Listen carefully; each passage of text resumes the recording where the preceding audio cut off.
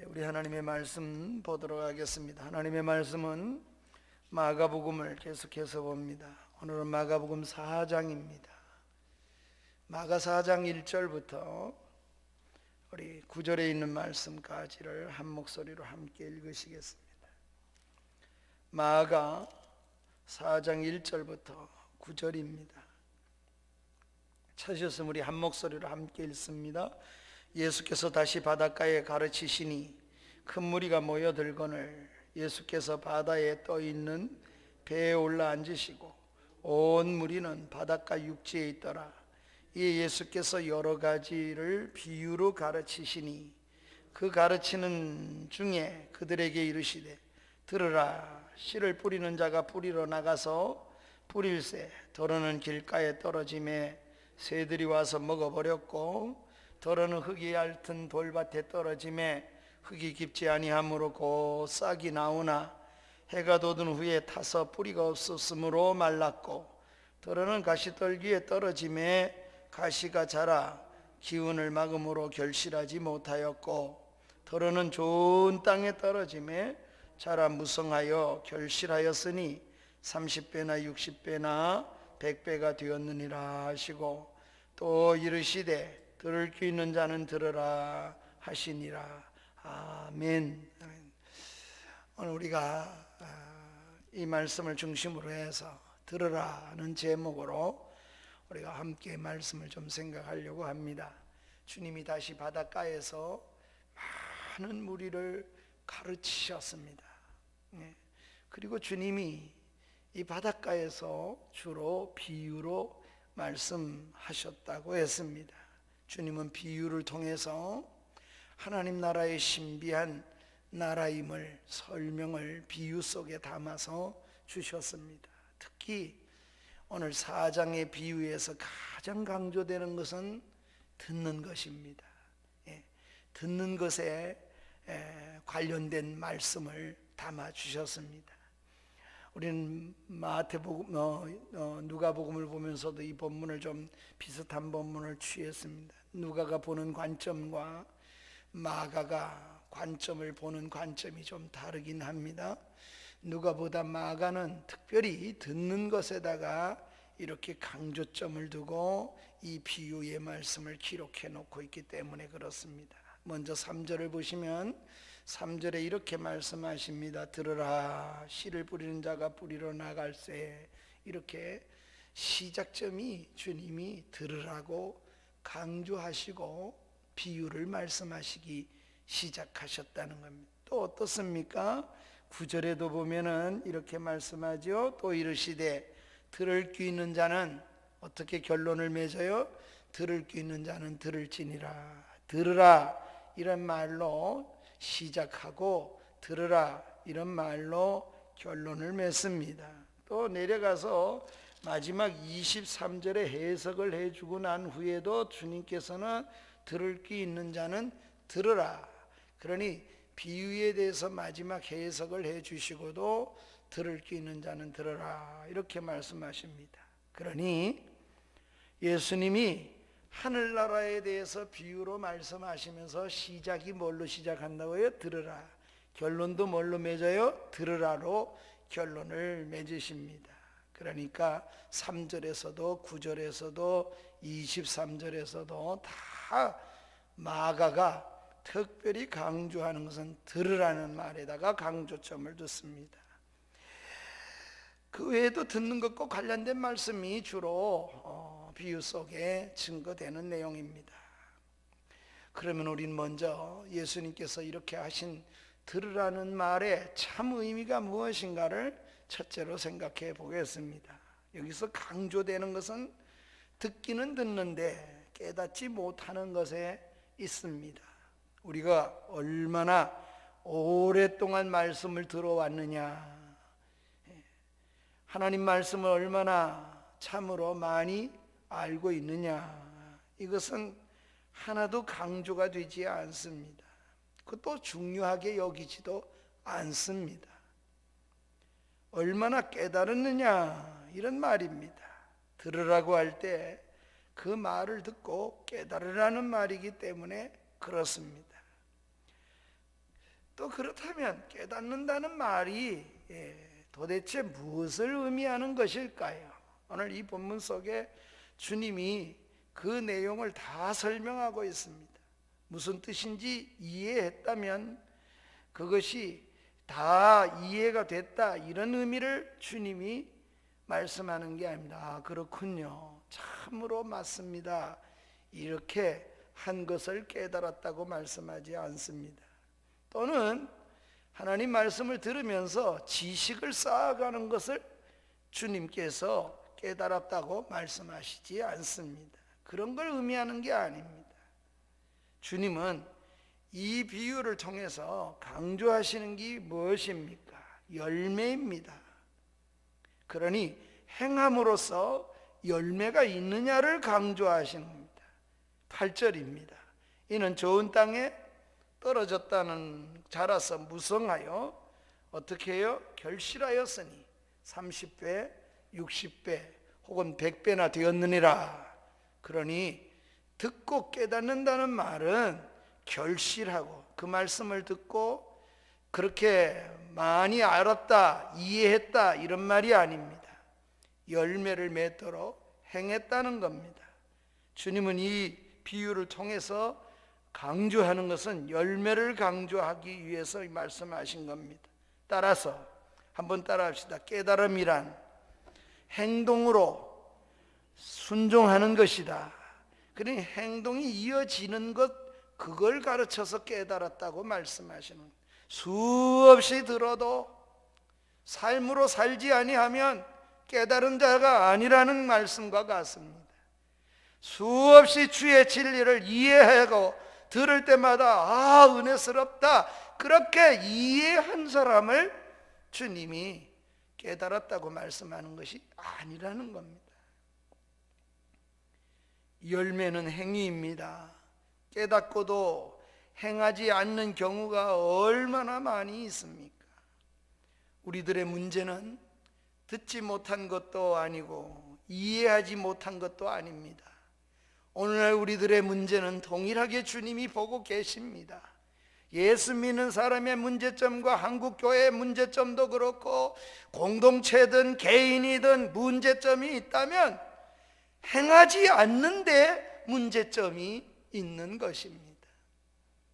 그러므로 듣고 깨달았다는 말은 말씀을 따라서 들었으면 들은 만큼, 내가 들은 만큼 행해야 되는 것입니다. 어떻게 그렇게 행할까? 여러 우리가 직장 속에서든 가정 속에서든 나를 만난 사람 속에서 어떻게 행할 것인가를 늘 생각하며 살아야 되겠지요. 자, 그런데 그렇게 우리가 행하려면 이 듣는 자가 듣는 것이 문제잖아요. 그러니 두 번째로 듣는 것에 대해서 좀 생각해 보십시다. 듣는 자가 문제입니다. 씨 뿌리는 자는 당사자로서 주님이신데 그 말씀을 씨를 뿌리는 사람은 지금 현재 이 바닷가의 주님이시요, 또 밭은 말씀을 듣는 사람을 가리켜서 말씀해 주셨습니다. 그런데 씨의 문제와 씨 뿌리는 자의 문제를 주님이 지적하신 것이 아닙니다. 문제는 듣는 자입니다. 그래서 들을 귀가 있어야 된다고 예수님께서 계속 거듭해서 3절에서도 또 9절에서도 또 23절에서도 그렇게 해석을 하시면서까지도 그 결론은 동일하게 말씀을 맺습니다. 들을 귀가 있어야만 합니다. 주님께서 모든 말씀을 가르치실 때마다 들을 귀를 말씀하십니다. 예컨대 여러분 요한계시록을 한번 생각해 보세요. pat모섬에 있던 요한에게 우리 주님이 나타나셨습니다. 주의 날에 내 등 뒤에서 나는 나팔 소리 같은 큰 음성을 계시록 1장 10절에 보면 들었다고 했습니다. 그래서 돌이켜서 요한이 보니까 전에 알고 있던 주님이 아니에요.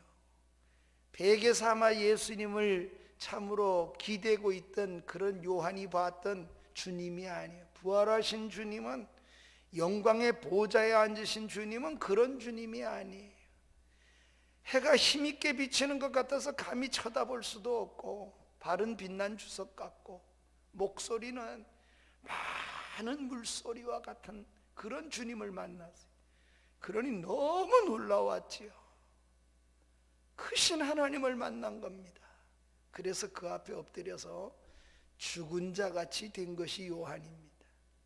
이런 요한에게 성령께서 에베소 7교회, 에베소부터 저 라우디가 교회까지 7교회에게 네가 본 것을 또 들은 것을 기록하여 보내라는 이런 주님의 사명을 받습니다. 이것이 2장부터 3장까지의 7교회에 보내는 내용입니다. 에베소, 서마나, 버가모, 도아드리아, 사데, 빌라델비아, 라오디게아 교회를 향하여 우리 주님이 서신을 써서 보내라고 한 것입니다. 그런데 모든 교회에게 모양도 다르고 주님의 나타나심도 다르고 주시는 메시지도 다른데 각자가 받는 말씀이 다 다르게 증거되는데 단 한 가지만 동일해요.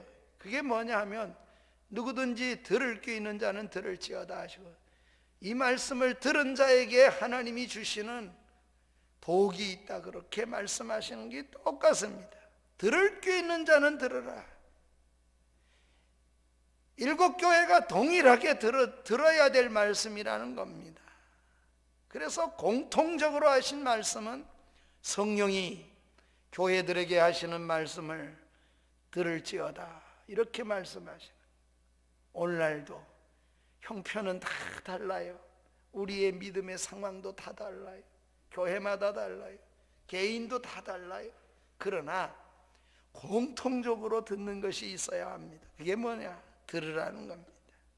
그래서 2장 17절에도 나오고 10절에도 나오고 17절에도 그렇고 다 귀 있는 자는 들으라, 이 말로 시작합니다.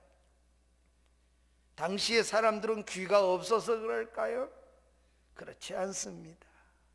육신의 귀는 다 가지고 있었지만 들을 귀를 가진 자, 주님이 그렇게 찾으시는 겁니다.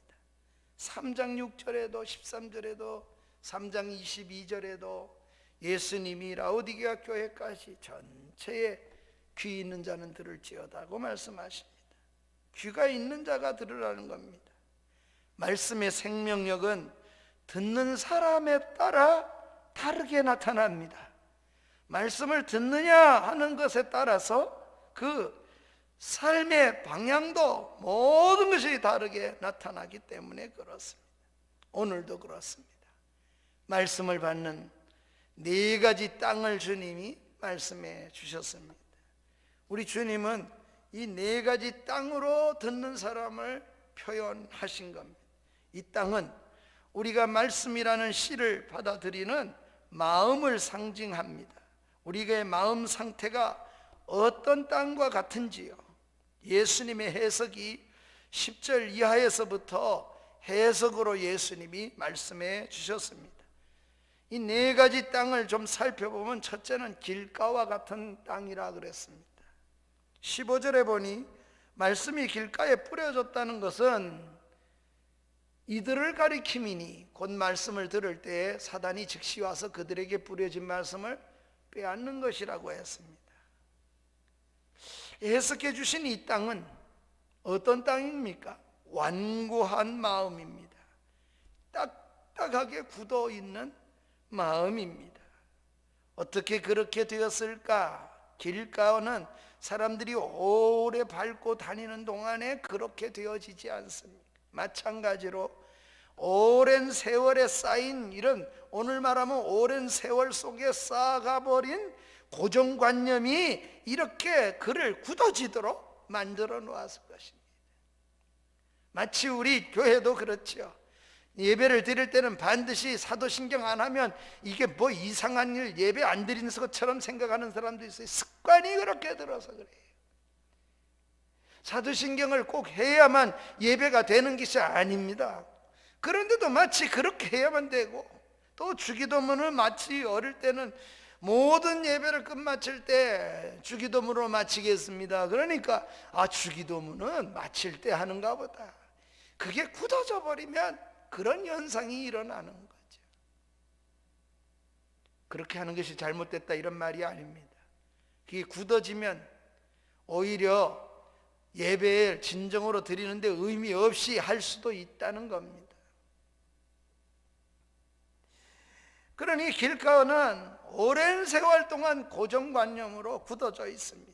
예수님 당시를 비추어서 우리가 좀 생각해 본다면 예수님의 사역과 가르침에 적대적이었던 유대 지도자들이 바로 이러한 마음에 저는 해당된다고 생각해 봅니다. 그들은 성경을 잘 알고 있었지만 자기 것에만 주장을 합니다. 주님의 말씀을 받아들일 수가 없어요. 자기들이 알고 있는 힐렐이라고 하는 어떤 탈무드의 참으로 선생에게 가르침 받은 게 전부 있냐? 또는 당시에 조상들의 유전이 전부 있냐? 그렇게 굳어버렸습니다. 그래서 예수님과 논쟁하고 시험하고 배척하고 결국은 교활한 방법으로 주님을 죽이는 일까지 나갑니다. 길바닥 같은 밭입니다. 사도행전 7장에 보면 스데반이 일어나 가지고 설교를 하는 것이 아주 긴 시간 설교를 합니다. 그 속에 특별히 이렇게 스데반이 설교 속에 담는 말이 있어요. 마음과 귀에 할례를 받지 못한 사람이라고 말합니다. 7장 51절이 그 내용입니다. 목이 곧고 마음과 귀에 할례를 받지 못한 사람들아. 스데반 집사가 일어나 설교를 하면서 하는 메시지가 그렇습니다. 딱딱하게 굳어져 있는 마음입니다. 고정관념에 사로잡혀서 주님의 말씀에 귀를 기울일 수가 없는 사람. 그러니 결국은 예수님을 잡아 죽이는 일에 쓰여지고 스데반을 돌로 쳐 죽입니다. 똑같은 성령님이 사도행전 참으로 2장에서 성령이 임하셔서 놀라운 은혜가 그 속에 임했을 때 베드로가 일어나 설교를 합니다. 그때 거기에 모인 사람들이 이렇게 누가가 기록합니다. 마음에 찔려, 저희가 마음에 찔려 우리가 어찌할꼬, 이렇게 회개하며 하나님 아버지 앞에 돌아섰습니다. 그런데 스데반의 설교를 들었습니다. 설교하는 것도 주 예수님에 대해서 똑같은 설교를 듣습니다. 그 말씀을 듣는 사람들이 어떻게 됐습니까? 저희가 이 말을 듣고 마음에 찔려, 그건 동일해요. 그런데 저들이 어떻게 합니까? 마음에 찔려서 우리가 어찌할꼬 이렇게 하는 게 아니라 이번에는 돌을 들어 치려 하거늘. 그러니 말씀을 듣는 것이 얼마나 소중합니까? 또 그 듣는다는 것이 그냥 귀로 듣는 것만 지나친 것이 아니었습니다. 주님의 말씀을 받아들이지 못하는 딱딱하고 굳어진 마음, 귀를 기울일 생각조차도 하지 않습니다. 여러분, 우리가 이런 것도 생각해 볼 수 있을 것입니다. 우리가 어떤 한 가지에 너무 익숙해지고 또 그것에 대해서 우리가 너무 익숙하다 보면 다른 모든 건 다 배제하고 참으로 배타적이 되어질 수가 있기 쉬워요. 그러지 않기를 바랍니다. 예수 믿는 사람이 그렇게 되지 않기를 날마다 마음을 부드럽게 해야 돼요. 어떤 목사님이 독일에서 이렇게 가가지고 식사를 초대받았는데, 식사를 초대받은 그들이 성경을 가지고 읽고 그 다음에 기도하고 먹더라는 거예요. 그러니 먹을 줄 알고 그렇게 기뻐서 가자마자 기도하니까 성경을 읽으니까 얼마나 난감했겠어요? 아니, 그렇게 믿음이 좋은 한국에서는 성경을 안 읽냐고. 먹기 전에 먼저 성경을 읽어야 되지 않냐고. 그래 생각해 보세요. 나라마다 기도하는 방식도 다르고 또 모든 것이 다릅니다.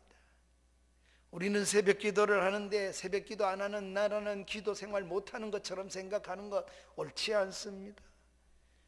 그냥 그렇게 드립니다.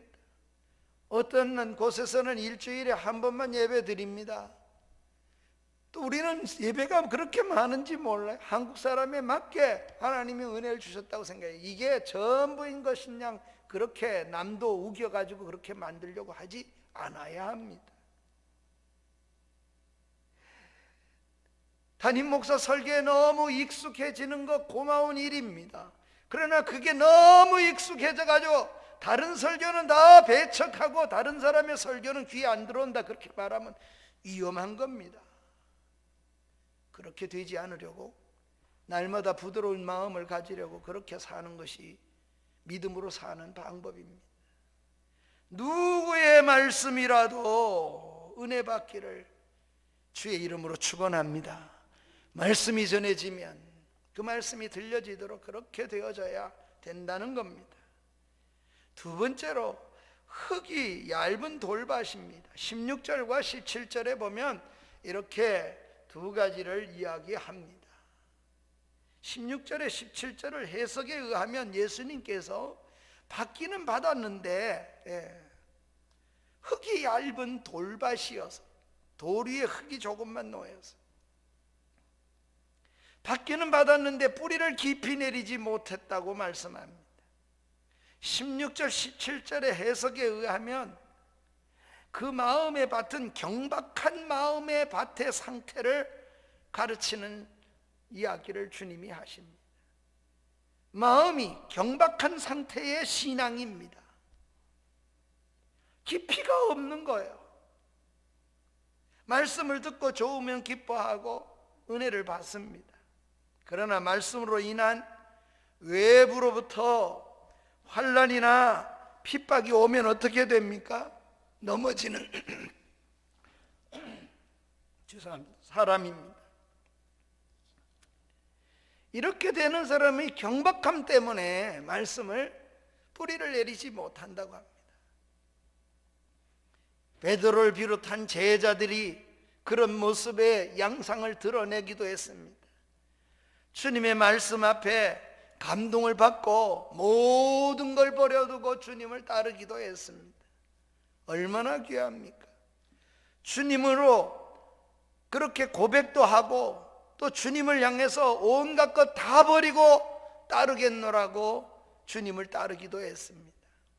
그러나 주님을 쫓는 것으로 인하여, 따라가는 것으로 인하여 위기가 오고 참으로 환난이 오고 죽음이 다가왔을 때 제자들은 예수님을 다 부인할 뿐만 아니라 예수님 버려두고 다 도망갔습니다.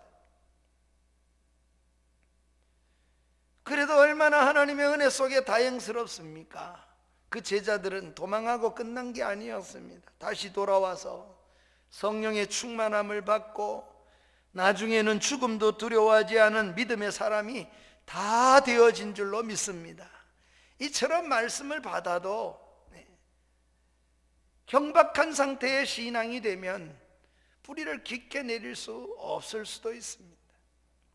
세 번째는 가시떨기 나무와 같은 그런 많은 가시떨기가 많은 땅이라고 말씀을 하십니다. 18절과 19절에 예수님께서는 이 이야기를 합니다. 뿌려진 씨앗이 말씀을 듣기는 듣되 듣기는 했다는 거예요. 그런데 세상 염려와 재물의 유혹과 기타 욕심 후에 말씀이 자라도록 기운을 막았다고 했습니다.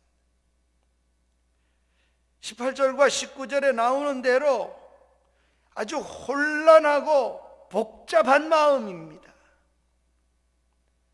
돌밭은 외부에서부터 오는 방해 때문에 참으로 자라지 못한다면, 오늘 가시떨기가 많은 밭은 외부의 문제가 아니고 내부에서, 내 마음 속에서부터의 문제 때문에 말씀에 뿌리를 내리지 못한다는 겁니다. 그러니 세 번째 이야기는 내부적인 문제입니다. 온갖 찌르는 욕심과 죄성이 가득합니다. 기본적으로 인간은 다 누구나 욕망이 있고 그 욕망이 나를 찌르는 겁니다.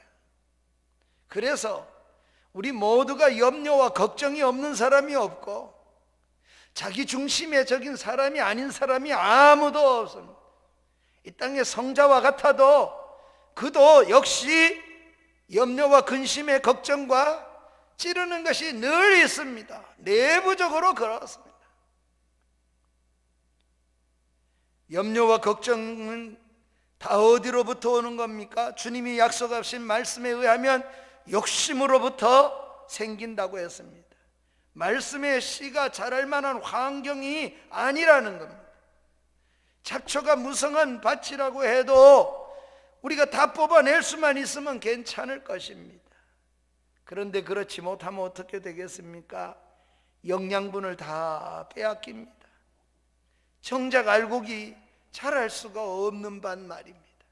마음이 다 계속해서 나라는 존재를 부인하고 쳐서 복종시키지 않으면 말씀이 그 속에서 역사할 수 없는, 다 빼앗겨버리는 역사가 일어난다는 겁니다.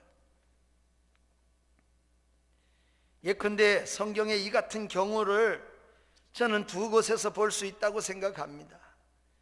그 하나는 세례 요한을 잡아 죽이려 했던 헤롯의 삶 속에서 잘 보여지고, 또 하나는 부자 청년의 예수님께 나왔다가 허탈하게 돌아가는 그 광경에서 우리는 읽어볼 수 있다고 생각합니다.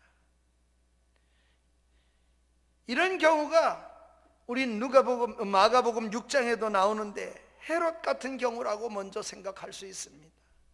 헤롯은 세례 요한이 그에게 와서 죄를 지적하고 세례 요한의 문제점을 지적할 때 마음의 찔림도 받았습니다. 세례 요한은 엘리야 선지자와 같은 사람이라고, 선지자라고도 알았습니다. 그래서 양심에 그의 말을 듣고는 괴로움이 헤롯 속에 있었습니다.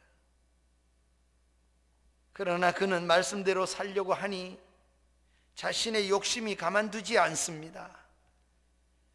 내가 헤롯의 세례 요한의 말을 들으면 좋겠지만, 의인인 줄도 알고 선지자인 줄도 알지만 내 속에 욕심이 나를 찌르는 겁니다. 말씀대로 살려고 하니 자기 욕심이 가만두지를 않는 겁니다. 결국 어떻게 합니까? 요한을 가져다가 감옥에 갖다 놓고, 그러나 죽이진 못하고 괴로워합니다.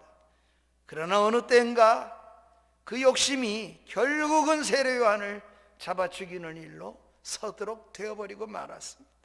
그는 고민도 했습니다. 말씀 때문에, 찔리움 때문에 고민도 했습니다.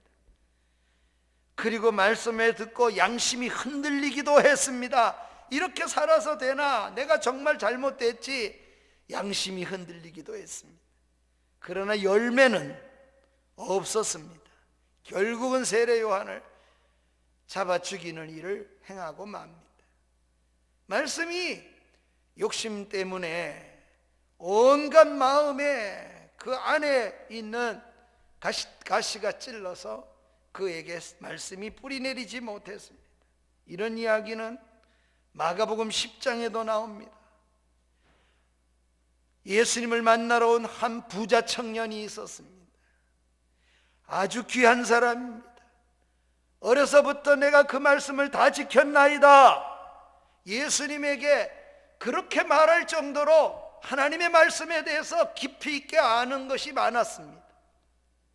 그러면서도 부자입니다. 세상에 향락 쫓아가기에도 너무 좋을 것 같은 이런 부자가 내세에 대해서 관심이 많습니다. 선한 선생님이 어떻게 하여 내가 영생을 얻으리까? 얼마나 귀한 존재입니까? 더군다나 나이 젊은입니다. 그러니 예수님 보실 때 얼마나 귀합니까? 부자에다가 젊은이에다가 거다가 진리를 사모하고 또 어려서부터 율법을 다 지켰다고 할 만큼.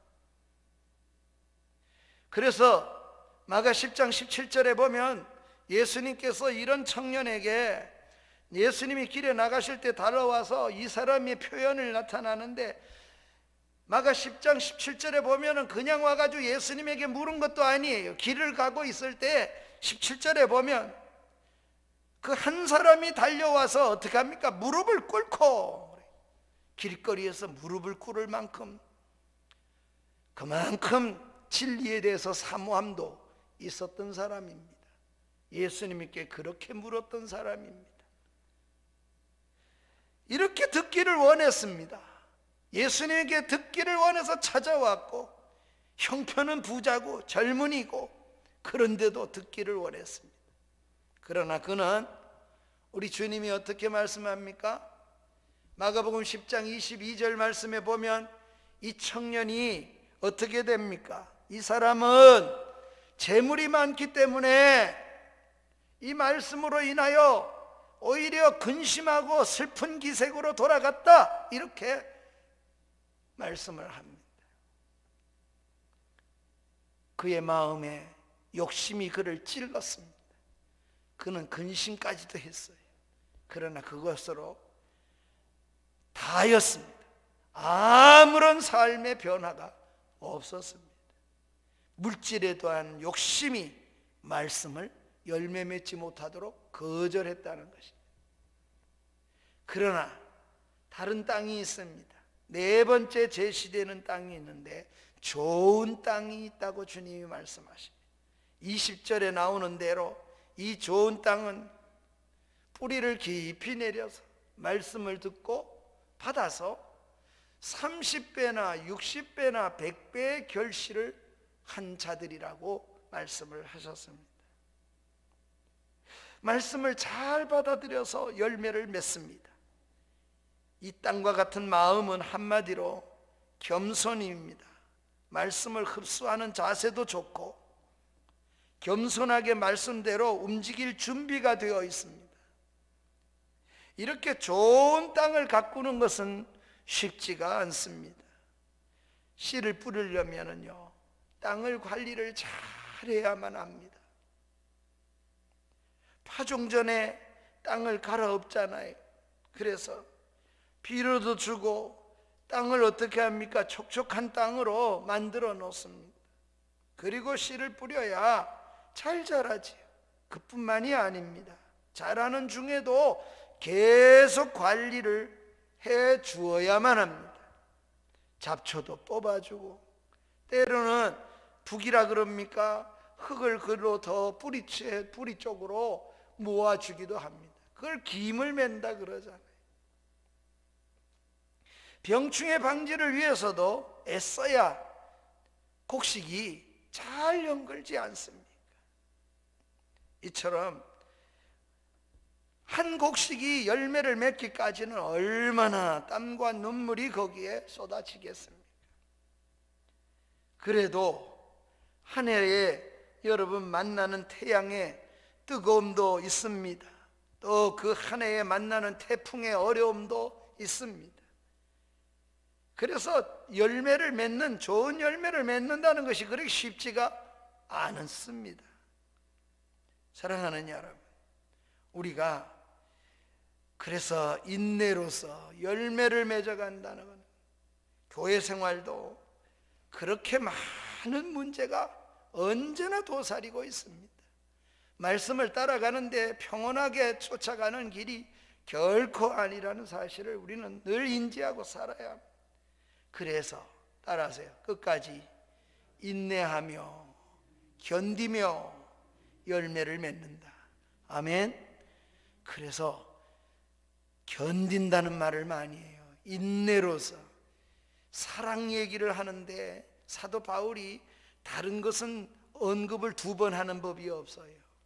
고린도서 13장에도 사랑은 오래 참고, 그러면서 오래 참고 얘기와 또 인내하며, 인내는 먹고 오래 참는 건 뭡니까? 이렇게 사랑이 되기 위해서 가장 반복하며 강조하는 게 하나 있어요. 똑같은 걸 2번 말하는 게 있는데 그게 오래 참고 인내예요. 그러니 얼마나 귀합니까? 믿음으로 그렇게 우리는 세워가야 될 줄로 믿습니다. 마지막 우리는 우리의 마음 상태를 좀 돌아보십시다. 세 번째로 우리 마음 상태는 어떤지요? 우리의 마음의 상태를 돌아봐야만 할 것입니다. 영적으로 말씀이 잘 박히고 뿌리를 잘 내리고 좋은 열매를 맺는지 우리 자신을 돌아보십시다.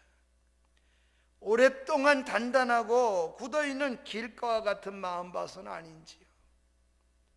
워낙 잘 다져져서 웬만한 말씀에는 전혀 반응하지 못하는 상태는 아닌지 살펴보고 우리가 하나님 앞에 가라뒤없는 회개를 해야 합니다. 이 네 가지 마음, 이 네 가지 밭은, 이 네 가지의 마음은 어떤 사람은 돌짝밭, 어떤 사람은 길가밭 이렇게만 해결할 문제가 아닙니다. 오히려 이렇게 이해하시는 게 좋아요. 이 네 가지 마음이 다 내 속에 있는 마음이라고 말입니다. 어떤 부분에는 길가의 밭과 같고, 어떤 부분은 돌이 많고, 어떤 부분은 가시가 우거져 있습니다. 어떤 부분은 옥토와 같은 그런 마음이 있습니다. 이것이 우리의 따로따로 떼어내서 볼 수 있는 마음밭이 아니에요. 따라서 저와 여러분이 이 땅에 존재하는 동안에 한번 따라합시다. 좋은 땅에 영역을 넓혀가자.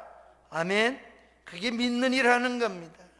그렇게 마음의 밭을 넓혀가야 합니다. 주님은 그런 밭이 되라는 거예요. 좋은 땅의 밭을 영역을 넓혀가십시오. 어떨 때는 길가밭처럼 정말 고집스러우니 우리 속의 마음밭에서 나와요. 어떤 때는 우리 속에 그렇게 염려와 근심과 가시의 찔림이 그렇게 우리를 해요. 때로는 외부적인 일 때문에 넘어지기도 해요. 어떨 때는 내부적인 일 때문에도 넘어져요. 내가 약해서도 넘어지고 문제가 외부적으로 와서도 넘어지는 그런 사례를 우리가 종종 우리 마음속에서 수없이 겪지 않습니까? 그러기에 이러한 모든 속에서 하나님 아버지 좋은 밭의 영역을 날마다 넓혀가는 그런 은혜가 있게 해달라고, 우리가 날마다 마음의 밭을 관리하며 믿음을 써나가는 삶을 살아야 할 것입니다. 땅은 네 가지 땅이지만 실제는 크게 언제 말씀드렸듯이 둘로 나누어지는 것 뿐입니다. 중간이 있습니까? 없습니다. 결론은 중간은 없어요. 말씀을 깨닫고 열매를 맺는 밭과 말씀을 깨닫고 열매를 맺지 못하는 밭이 존재할 뿐입니다. 사실은 네 가지 밭을 얘기하고 있지만 주님은 두 가지 의미의 결론을 말씀해 주시고 계십니다. 그러니 어떤 밭이냐?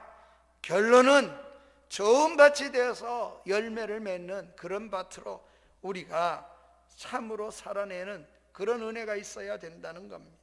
길가밭처럼 어느새 굳어져 있는 마음, 흙이 얇은 돌밭처럼 얄팍한 신앙의 깊이를 갖고 사는 마음, 가시밭길처럼 그런 마음이 참으로 우리 마음속에 부드러움을 잃어버리고 그렇게 살아내는 밭일 수도 있고, 우리가 좋은 밭처럼 참으로 부드럽고 뿌리 내리기 좋은 땅으로 좋은 밭으로 바뀌어야만 합니다. 그러기 위해서 날마다 우리 하나님 아버지 앞에 우리가 그런 마음의 밭을 갈아뒤엎는 회개를 날마다 하는 겁니다. 주님 앞에 설 때까지. 그래서 우리 주님은 이 땅에 오셔서 너는 좋은 사람 나쁜 사람 이렇게 말씀하신 적이 없어요. 회개하라, 회개하고 복음을 받으라. 계속해서 그렇게 회개하는 겁니다. 사도 바울처럼 나는 사도 중에 참으로 하나님으로부터 난 사도라 그러다가 난 사도 중에 지극히 작은 자라 그러다 더 회개하니까 나는 성도들 중에 작은 자보다 더 작은 자다, 더 하나님을 열심히 믿음으로 받아들이고 말씀을 받고 회개하다 보니까 하나님 아버지 앞에 자기는 죄인 중에도 괴수라고 그렇게 성숙해 간 것입니다. 좋은 밭이 돼 가는 겁니다. 좋은 밭이 되니 그 속에 열매 또한 풍성하게 맺혀지게 되는 것입니다. 갈아엎는 것이 회개입니다. 말씀 앞에 변하는 것입니다. 그것이 지속적으로 계속해서 열매를 맺게 할 것입니다. 얼마나 오래 들었느냐가 아닙니다. 얼마나 오랫동안 하나님 말씀을 들었냐. 나는 엄마 뱃속에서부터 들었다. 그래서 어떤 분이 그래요. 모태신앙이라는 게 뭐냐? 아무것도 못해요. 그게 모태신앙이라 그렇게 얘기를 해요. 그러는지도 몰라요. 익숙한 문화에 젖어 있을 뿐이지 하나님의 말씀에 대해서는 하나도 변화를 겪지 못할 수도 있어요. 오래 들은 게 나빠서가 아닙니다. 남보다 먼저 듣고 많이 들은 것은 행복이고 축복이고 분명합니다. 그러나 그렇게 될 수도 있습니다. 지속적으로 열매를 맺어갈 수 있도록 온 힘을 기울이십시다. 얼마나 오래 들었느냐가 주님이 물으심이 아닙니다. 어떤 마음이냐가 문제입니다. 주님은 어떤 마음에 네가 있느냐는 거예요. 네가 이런 문제 앞에 너는 어떤 마음으로 지금 하고 있느냐? 주님은 그걸 물으시는 겁니다. 말씀을 받는 나의 마음이 문제라는 겁니다. 나는 들을 수 있는지 생각하고 변할 수 있는지를 생각하고 하나님 아버지 앞에 기도하고 서야 될 것입니다. 하나님, 나는 받을 만한 마음의 밭이 정말 되기를 원합니다. 나는 정말 변화를 원합니다. 우리가 하나님 앞에 그렇게 서야 되는 것입니다. 그래서 날마다 겸손히 주님 앞에 서려고, 자기를 쳐서 복종시키는 바울이 날마다 죽는다 그러잖아요. 바울이 왜 그렇게, 무엇이 그렇게 할까요? 그것은 그리스도가 나타나기를 위해서, 예수님이 나의 삶 속에 나타나기를 위해서 그렇게 했습니다. 우리 마음의 밭을 관리하십시다. 우리의 마음의 밭을 회개로 참으로 말씀의 씨앗이 열매 맺을 수 있도록, 말씀이 들릴 수 있도록, 들은 말씀이 깨달아질 수 있도록, 그렇게 열매 맺는 밭이 될 수 있도록 하나님 앞에 그렇게 세우는 저와 여러분 되기를 주의 이름으로 축원합니다. 모든 길을 주님이 다 보여주셨습니다. 깨달았으면 이제 듣고 순종하는 일이 나는 겁니다. 우리 다 같이 말씀을 기억하며 524장 찬양을 드리겠습니다. 갈 길을 밝히 보이시니, 우리가 밝히 보았다면